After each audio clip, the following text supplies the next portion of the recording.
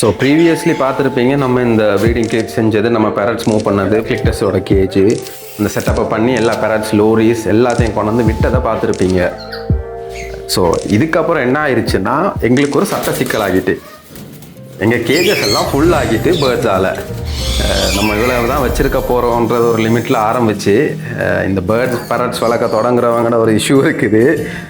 10 பேருன்னு ஸ்டார்ட் பண்ணுவோம், அது அப்படியே இன்னொரு 1 பேர், இன்னொரு 2 பேர், அப்படியே ரொம்ப அழகானதை பார்க்குற நேரம் மெதுவாக வாங்கி நம்ம நிறைய பேர்ட்ஸை வாங்கி சேர்த்துருவோம். நம்மளோட ஓப்பன் கேஜில் கலெக்ஷன் ரொம்ப அதிகமாகிட்டு, ஸோ அவங்களையே நம்ம சில பேர் ஆட்டோமேட்டிக்காக பேர் ஆகியிருந்தாங்க. ஸோ நம்ம அவங்களுக்கு என்ன பண்ணோம், இன்னொரு 6 கேஜ் எக்ஸ்ட்ராவாக வெளியே அடித்தோம் அவங்களுக்குன்னு தனியாக.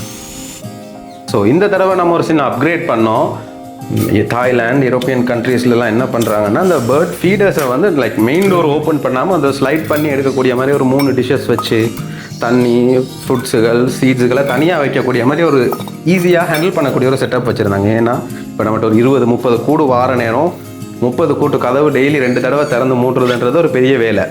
ஸோ அதை ஷார்டன் பண்ணுறதுக்கு ப்ளஸ் கொஞ்சம் குயிக்காக எல்லாத்தையும் மாற்றிக்கிறதுக்கான ஒரு ஆப்ஷனாக தான் அது இருக்கும்.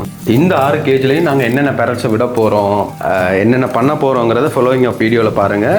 ஸோ இனி வர வீடியோஸில் இது சம்மந்தமான அப்டேட்ஸில் உங்களுக்கு என்ன தெரிஞ்சுக்கணும், ஏதாவது கேள்விகள் இருந்ததா, இல்லை நான் ஏதாவது Q&A செஷன் மாதிரி எதுவும் பண்ணணுமா பேரட் சம்மந்தமாக, அப்படி எதுவும் இருந்துச்சுன்னா கேள்விகள் கேட்டு கமெண்ட் பண்ணுங்கள். பேர்ட் சம்மந்தமாக எனக்கு தெரிஞ்ச எல்லா நாலேஜையும் நான் முடிஞ்ச வரை ஷேர் பண்ணுறதுக்கு ரெடியாக இருக்கேன். எதுவும் கொஷின் எதுனாலும் தாராளமாக கேளுங்க. So until next video, tata, bye bye.